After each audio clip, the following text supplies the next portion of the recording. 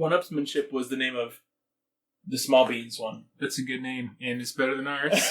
Their podcast is probably better than ours, too. Listen to it. Turn this off. Go listen to that other shit. Once again, the stars are right, and the manor sits at the very epicenter of cosmic unrest. Cultists rally to their twisted idols, and great gongs sound in anticipation of the coming sacrifices. Far below, life-laden shadows pulse to the unrelenting rhythm of a beating heart. Welcome, everyone. We have kind of a silly intro tonight with kind of a double cold open. It's a little bit of a mess, but we thought it was funny, so we left it in. We'll be discussing Darkest Dungeon, and again, apologies for the audio quality difference. These new recordings that are coming up are going to be much, much better in quality, so you can look forward to that, but this is still on our old mics, so it's a little rough. But we've offset that by a bunch of fun editing for this one. Should be a fun one. As always, we do not avoid spoilers. This is intended for people who have played the game, so this is your final warning. Enjoy the episode. Welcome, everyone. Sorry, I coughed in the middle of it. Just ruin it. Today, we will be discussing this game. We'll be delving into... Ooh, no. First, I played this game. I don't know if you've heard of it. Was that a prompt for me? No. Little game, little indie gem. I'm off tonight. I'm fucking off tonight, okay? Everyone has bad nights. Everyone. Let's start over. Here we go. You started. What? I had to start it? You're the one who provides all the structure. Welcome, everyone. Tonight, we will More be... excited. Oh. Louder and faster. Higher pitch. Tonight, we're going to be discussing... We're going to be delving into... Come on, how can you miss that? We will delve into Darkest Dungeon. Is it the Darkest Dungeon or Darkest Dungeon? I think Who cares? Darkest Dungeon. We'll say Darkest Dungeon. Let's start out with the only spoiler-free section, the verdict, and our overall thoughts. Who would we recommend this game to? You start. Masochists. Oh. Wait, no. The other one. Sadists. Masochists, like self-harm. Inflicting. No. Right? Masochists, like self-harm. No, masochists inflict pain. No, sadists. Well... Marquis de Sade. Someone out there is just shouting in their microphone that... Which allows us to hear them, actually. It's very much into the BDSM lifestyle. Regardless, as I like to say. A different person now yelling into their speakers. Yes. I really did enjoy this game, I gotta say. So But I would hesitate to recommend it to many people. I could see the majority of people not liking it or bouncing off of it.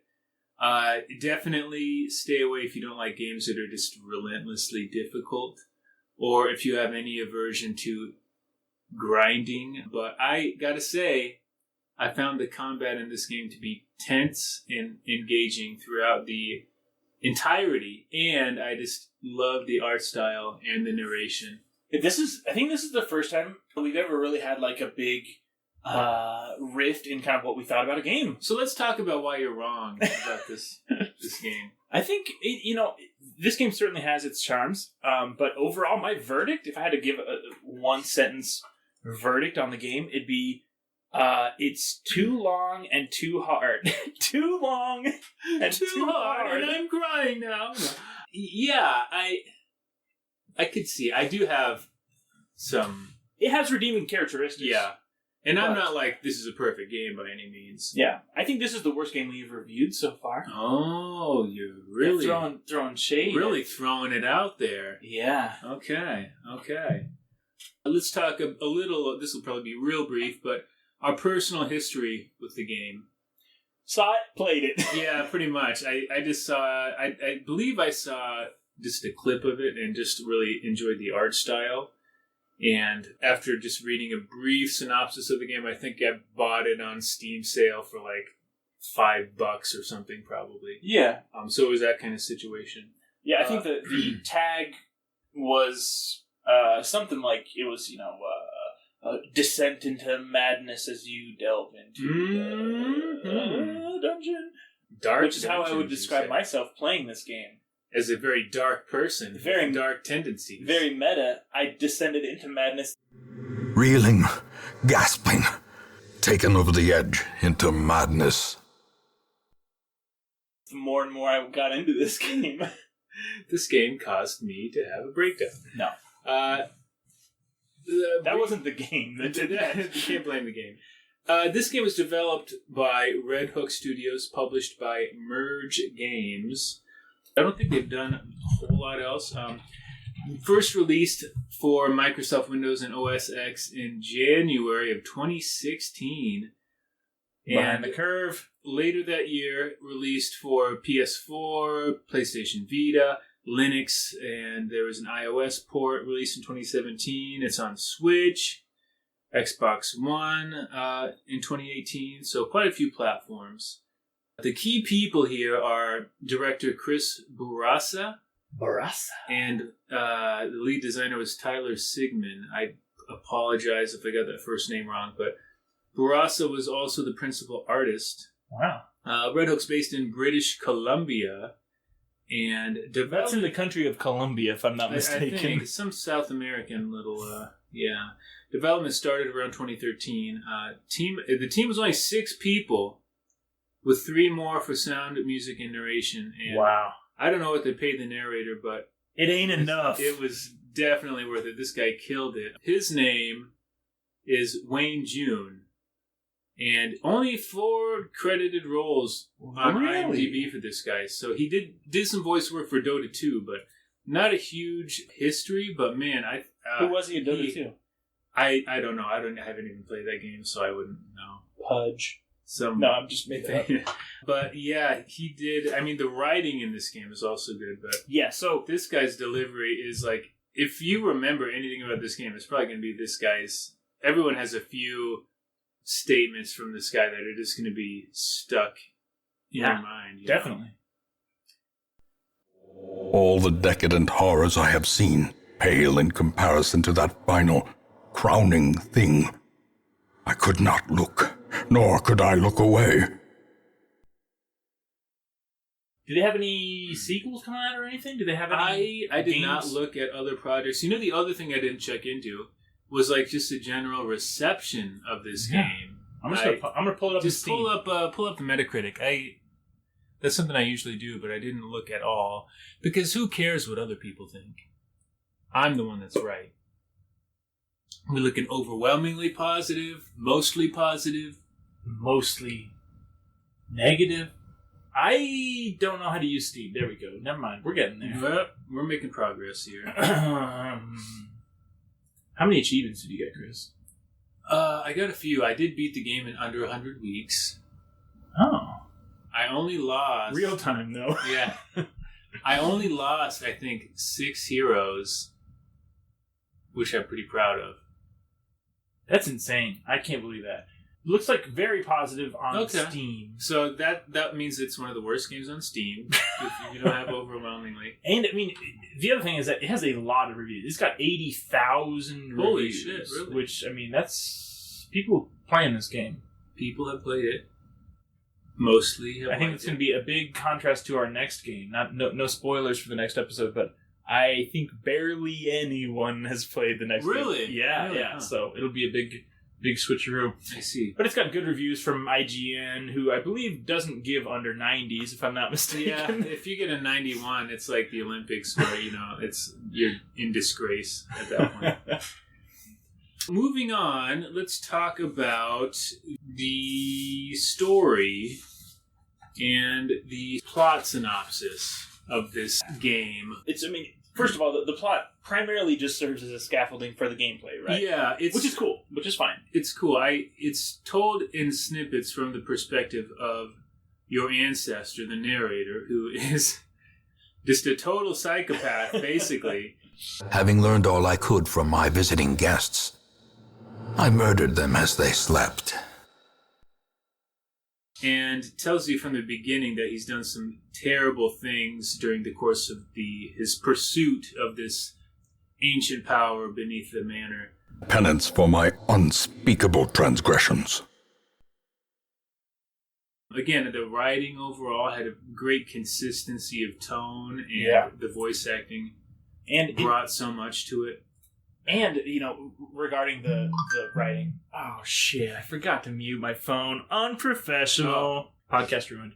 Yeah, the juiciness of the writing was one of the things I wanted to mention. Juicy is the perfect word for it, because everything is just super visceral, which is kind of easy to do when you're talking about the subject matter that they are, because a lot of it has to do with these eldritch horrors and fleshy abominations and things like that. But even so, it was just really awesome. I would describe it as like just overly verbose, but in a way that works so well. Yes.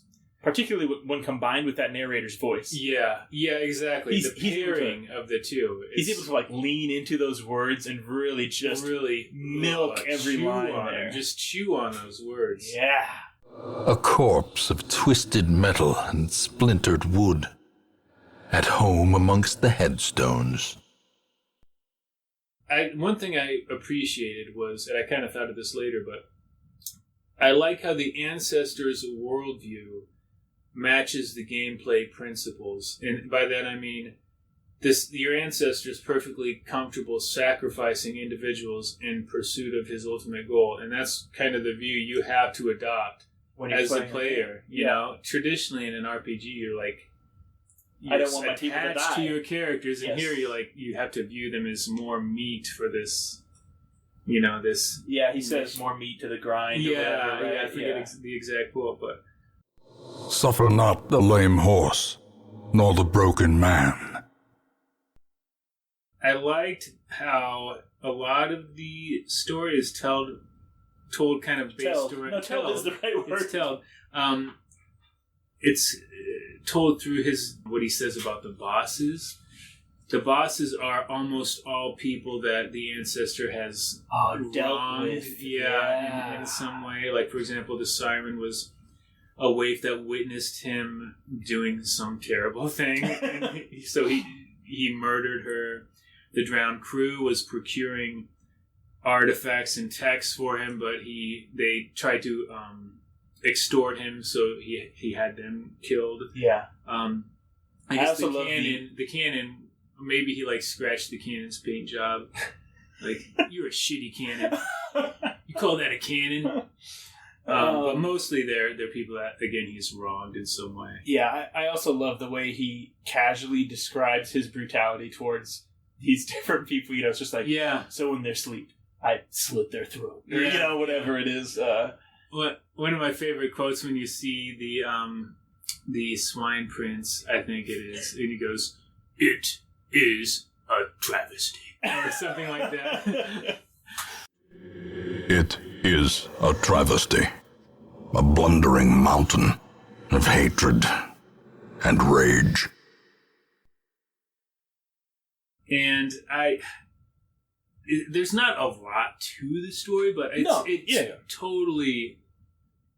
I prefer it that way for this kind of a game. It's not about that. Yeah, again, the story just is the supporting framework for the gameplay, which is totally valid, and, I mean, really, they did a pretty good job of it, because in a lot of ways, the bosses, which you mentioned, are the kind of crux of the story, are so memorable. Yeah, hugely memorable. And, we talked about with Outer Wilds about how we have all these elements coming together in a cohesive nature. Same thing with this game. Yeah. The voice acting and story, gameplay, and the art style. It all goes in service of, I think, the tone is really what this is about. Not a big, complicated story, but getting this kind of Lovecraftian...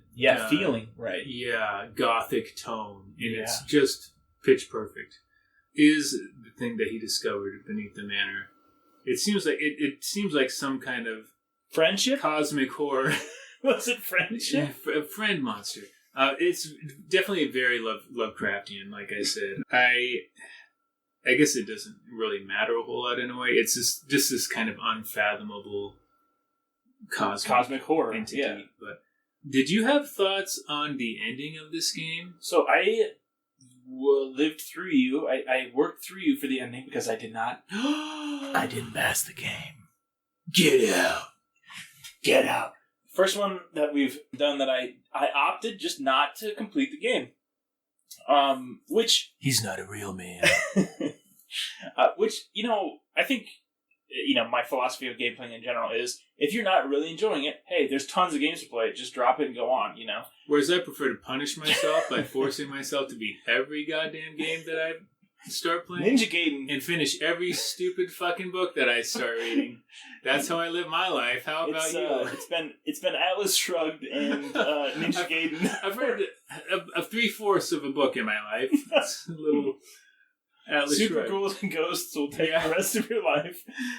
No, I think that is a smart thing to do. I just have trouble walking away. And in retrospect, after watching the ending, living vicariously through you, I'm glad I didn't finish it, just because the ending is very... it's kind of cool. It's kind of circular, and I'm not exactly sure what it means. But yeah, it's cryptic in a way that I think works for this game. It seems like it is, like, basically... you're one in a cycle, and any victory is only temporary, and that this thing will eventually devour the world. But I kind of liked it. I'm a sucker for the whole cyclic ending, especially in a game. I think it works for a game when you can restart it. It's kind of cool, in my opinion. Yeah, the kind of meta nature of that works well for games. But so meta. Hashtag meta. I guess it was very brief, though. It wasn't like... the ending was like minutes. I think it would have been weird for this game to have an extended cutscene. I agree. Yeah, I'm not saying it's inappropriate, but it's just like, the game ends. You did it, and you pass the game. I feel empty inside. And now the emptiness returns to me. The existential dread starts to sink in more. Oh, what were we going to say, though, about the ending? I didn't pass the game. I'm a failure. In life and at this game. And nothing matters. Nothing matters. Ultimately. Why would God allow such suffering? No, but I think it's a valid way to play this game is to pick it up, play it until you're satisfied. I think that's a valid That's always valid, yeah. We'll talk about it later, but I did enjoy this game start to finish, but I did, by the end... I felt like it overstayed.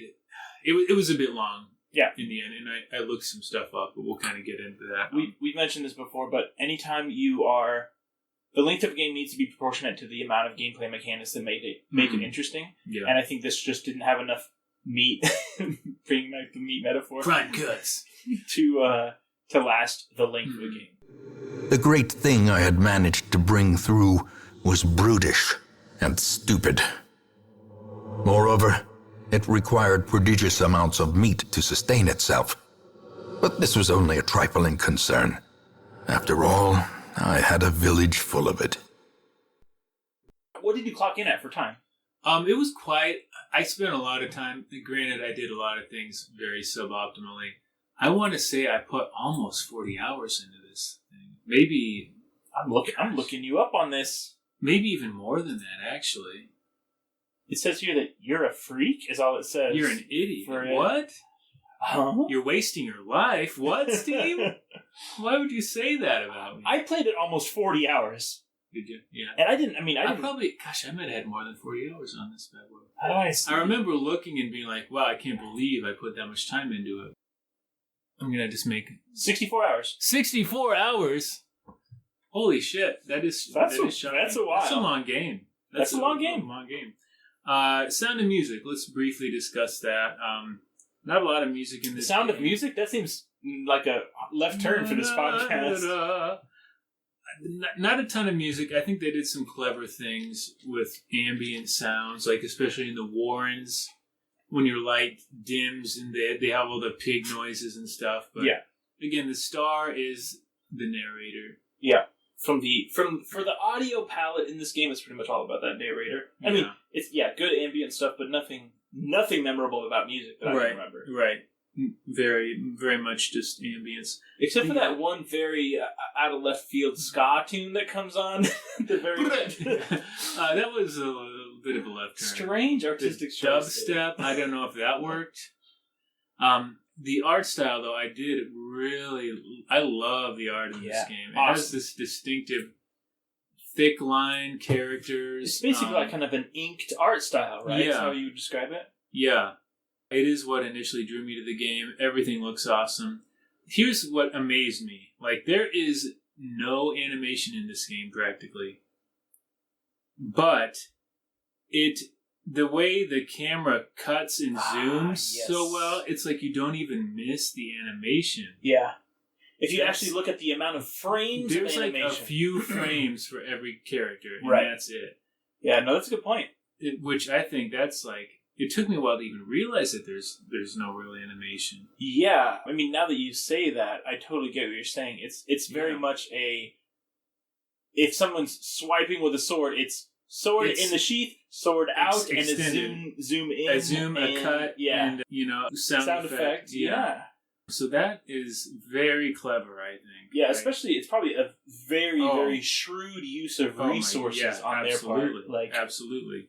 What, again, a team of 6 people, Yeah, and you do not miss that animation, as you said, right? Like, you get the impact of that slice very acutely. I bet most people would say, there's some animation, but there really isn't.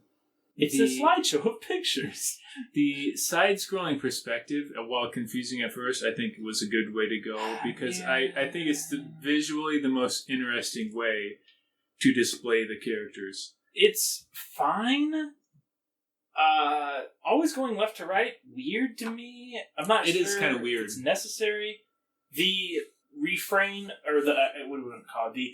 The switching of the camera angle so that you're always going left to right is, it's. It took me, I mean, you figure it out, though. You figured it out pretty quick. Absolutely. And I think, again, I would rather be, it is interesting to look at. Compared to, like, when you look, like, at a Super Nintendo RPG where you're top 3/4 down. That's true. You're for some weird first-person thing like Earthbound. Yeah, I guess if you're going through the alternatives for their choice on this game, there's not a lot of necessarily superior alternatives. Yeah, so I thought that was a smart thing to do. I think that's about all I have with the actual art direction. Yeah, but again, I was very positive on.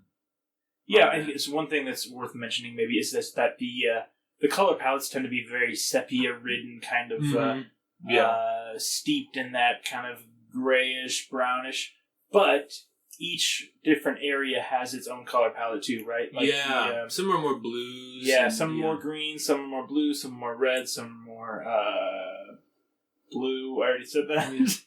Going through all the colors. But kind of interesting, and gives a little definition to the dungeons there, and a little more deference to what area you're in. Yeah. Yeah. So let's move on to the meat. The meat? The prime cuts, the meat of the discussion. The game mechanics and gameplay. So that's what this is all about. Classified as a roguelike, turn-based RPG. We could get into a big discussion about roguelikes, but who really wants to do that? I think the two features of roguelikes that are really prevalent in this are just the randomness and the permadeath, which are both of characters. Are huge in this game. Yeah. Do you like you've played some roguelikes? Yeah, I played Rogue Legacy. I played a lot of roguelikes. Yeah. You played Noita. Noita. Yeah, would be a good example. I haven't played many. I played Rogue Legacy, a little bit of Binding of Isaac, a couple others. Yeah, it's almost a weird even notion of a genre to me, because the other games we mentioned, what they have in common is very little. The randomness is probably the biggest thing in the permadeath. Yeah. But I mean, again, I'm sure people would have had like 2-hour-long discussions about this, but Yeah, I mean, do you like that kind of setup where we're not going to make bespoke levels, or not bespoke, but everything is, there's a lot of chance that comes into the game. Yeah. Well, I mean, I certainly don't mind that, particularly. I mean, that's all in the execution too, right? Yeah. I do think your experience on a given dungeon run in this game can vary so widely because of the randomness. I think that's pretty cool. Yeah. But can also be to its detriment. You know, it's one of those trade-off things. Oh, absolutely. I know I had runs where, like, I only had to fight one group on my way to the boss. Yeah. And others, other runs, you just get wiped out. Before you even get to the bosses. Yeah. And in general, if you're looking at just gaming, the notion of gaming, there's almost always a element of randomness, whether it's a board game or whatever, right? Especially RPGs, because they're rooted in that tabletop background. Lineage, that, in turn, is based on dice rolls. Yeah, you know? Yeah. And there are a lot of elements in this that are randomized, too. You're talking about map, hits, there's a lot. Effects, you know. Even some things that shouldn't be, like hunger. Yeah. What? Why would hunger be random? Packs full of steel and war, but nary a thought given to the plow.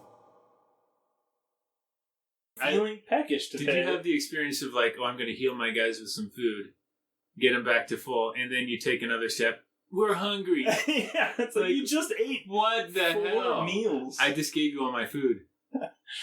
No, you're not hungry. I'm going to turn this car around. Yeah, there's layers of randomness in this game. Some that I think works better than others, but yeah, overall, again, there's also just a ton of interactions. If you were to map out all the interactions, there's a ton. Insane.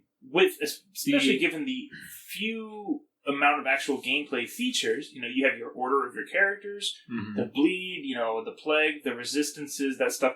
But when you combine it all together, there's so much randomness. Again, like you're walking, you may get hungry, you may not. You'll find a curio of some random kind. You may have a character that has an affliction that forces them to open it. Or you may not. You probably will, though. You probably will. You will. You definitely will. Why not? Yeah, get a disease. Fuck you, you piece of shit. That's what you get for having that goddamn... For being a corpse fascinated. Whatever. Another big thing I want to discuss is I found the combat in this game to be very enjoyable. You could say it's frustrating, but I was never bored by this game's combat. Yeah. I do feel like in the higher levels, it's so difficult that it basically like takes away your freedom in a way. Yeah, you have to be so optimized, especially in certain fights. I have a story about that. Can we cut into that for a second? Yeah. The Sunken Crew. Uh-huh. I think it was the second time I fought them, and apparently I just forgot what they were, or I don't know. But unless you know what's coming up for the boss... You're screwed. You gotta look it up, in my opinion. Right. Or at least to make the game more enjoyable for you, you better look it up. Here's the smart thing the game does, though. Most of the bosses you fight 3 iterations of, so you can kind of learn it in the easier difficulties. You can figure out, okay, the hag's going to put one of my people in the pot, the siren's going to charm someone. You kind of can get a feel for, if you remember, for the gimmick of the fight, and also the positioning requirements, which is huge. Yeah.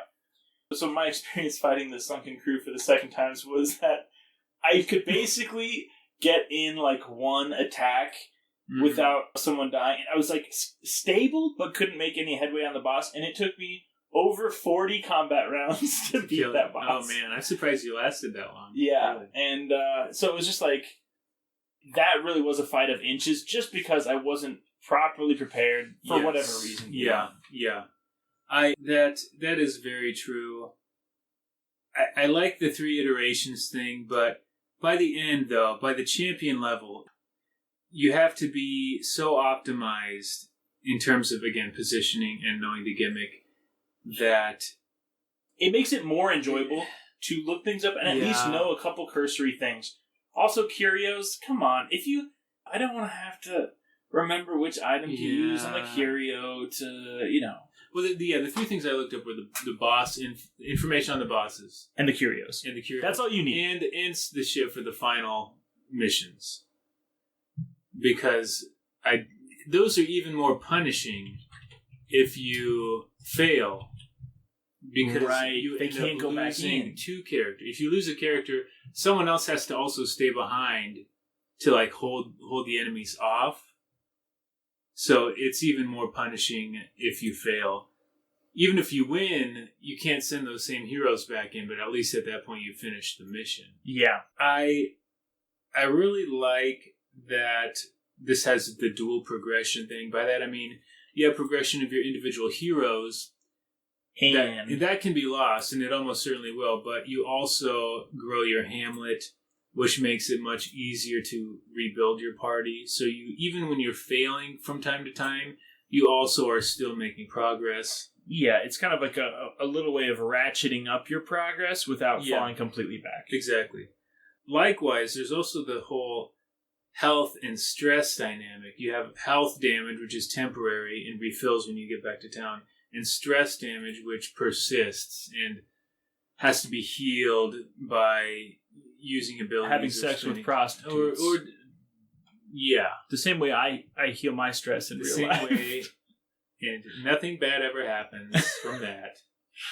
One thing I really loved in this game is the whole affliction virtue system. When you get to 100 stress, when you hit a virtue, oh man, it is a great, great moment. Many fall in the face of chaos, but not this one. Not today. It only happened to me a few times. Yeah. No, I agree that was one of my favorite things in this game. Oh, so good. And it's so funny. Just uncommon enough. Yeah. It's the perfect amount of rarity to it. It's so funny though, because think about if you look at the code of what is happening, it's just like, okay, there's a slim chance that they respond to stress in a negative way. Yeah. But it makes such an impact when it happens. It's awesome. Yeah, or in a positive way, yeah.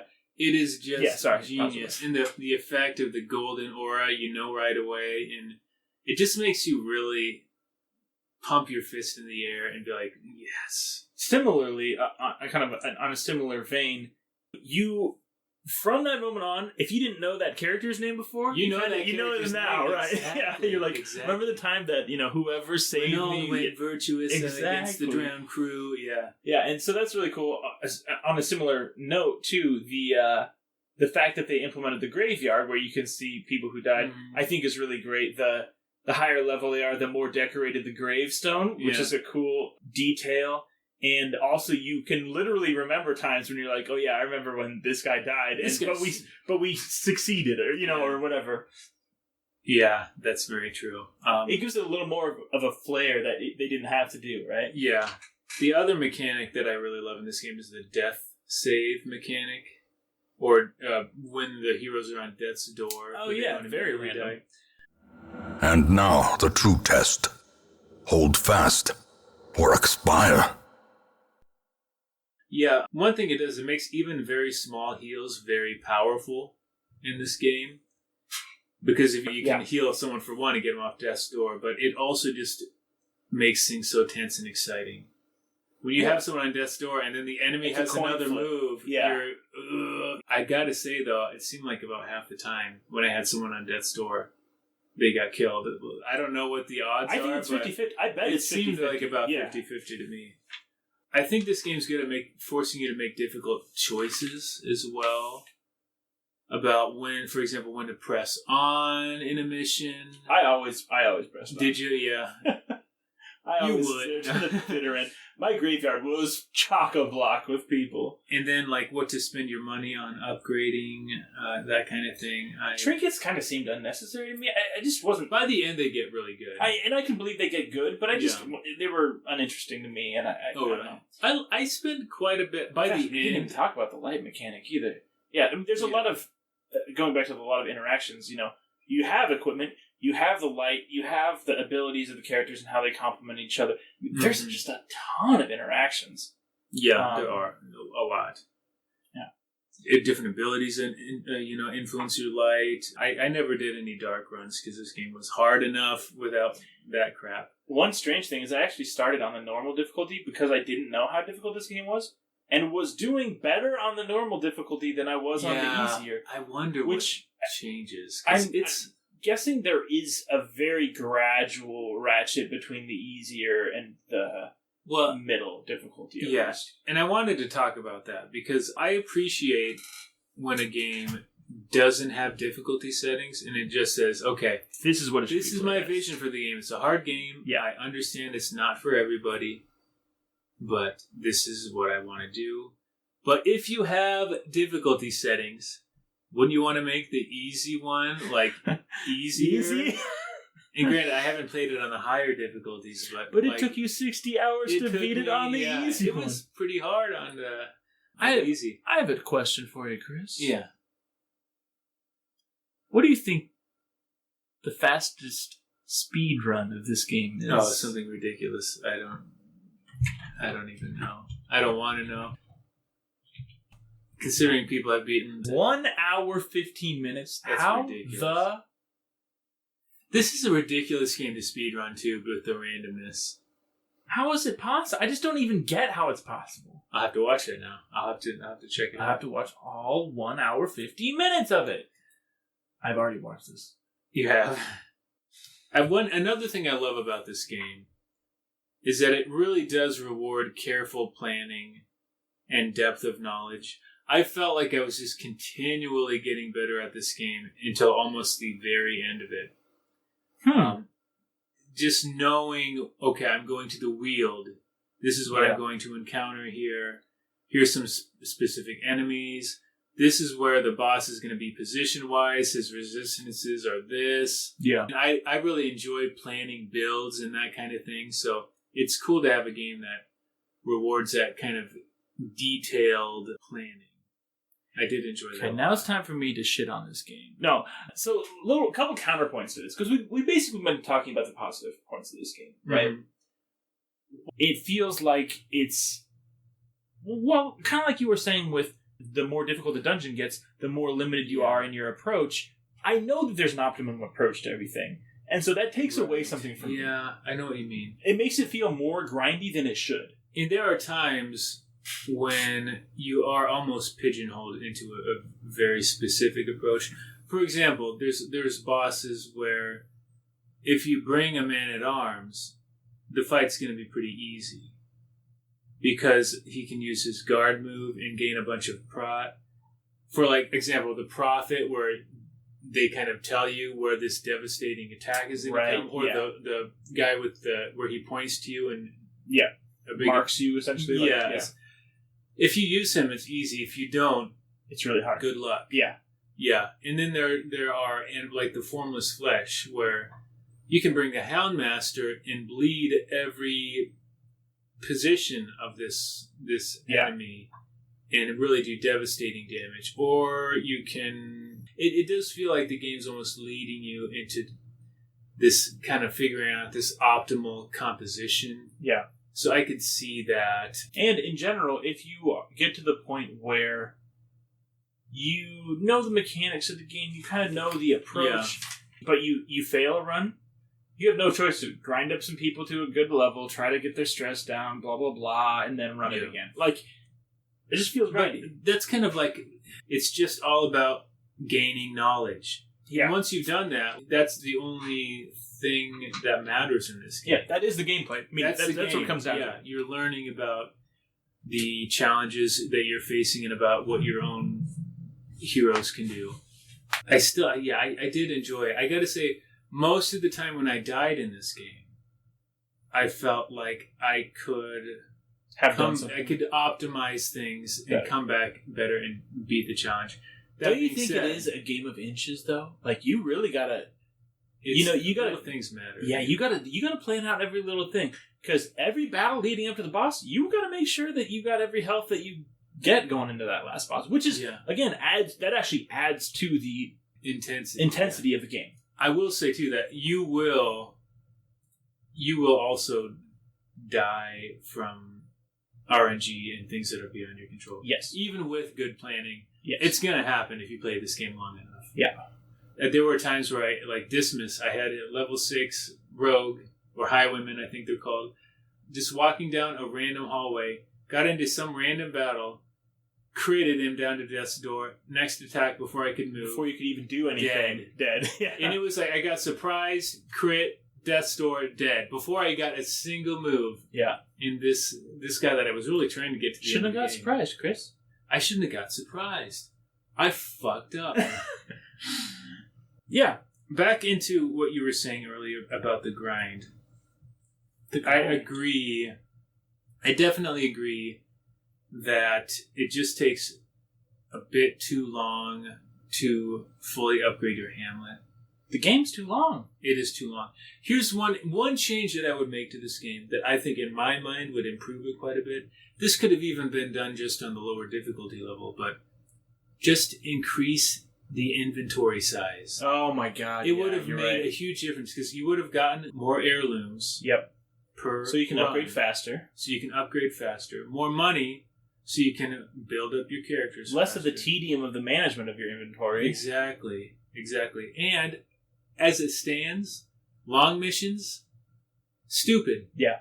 Unless there's some trinket you really want, why do a long mission? Yeah. I mean, you get more experience, but you can't take like over half the stuff you find. Yeah. So I think you can't take it with you. Yes, it would make the game easier, but maybe, hey, easy level, get another row of inventory space. Yeah. You know, I think I would have enjoyed the game more with... I bet you there's a mod out there for that. Oh, absolutely there is. And I'm an idiot for not looking that up. But again... He's a glutton for punishment. I'm a glutton for punishment. He's a sadist and or masochist. We're not sure which. Whichever one is what we're thinking of. I played a game. I made this game. I literally was going A to Z in my Steam library, playing every game I hadn't played, just for at least a little bit, just to check them out. Okay. Yeah. And I was still in A's, and I played a game called Adventure Manager. Uh-huh.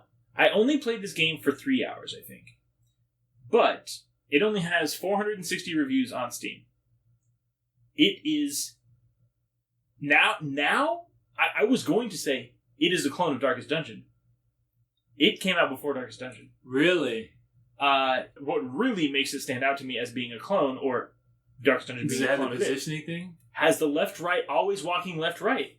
Oh, really? In the dungeons. And I was intrigued by the game because I was like, that's kind of an interesting approach for the game, that you're managing the adventures instead of focusing on the combat instead of stuff. being in the party. Yes, but you still are managing the combat just like you are in Darkest Dungeon. Mm-hmm. It's just that, and it has the Hamlet. The Hamlet, same thing. Really? Yes.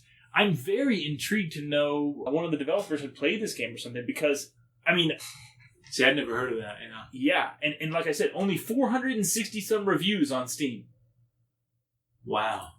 That is interesting. Yeah, so, I mean, I guess one thing to mention about that would just be, hey, if you're a fan of this genre, check out Adventure Manager, I guess. Check it out. Because it's, really similar, and I hate both of those games.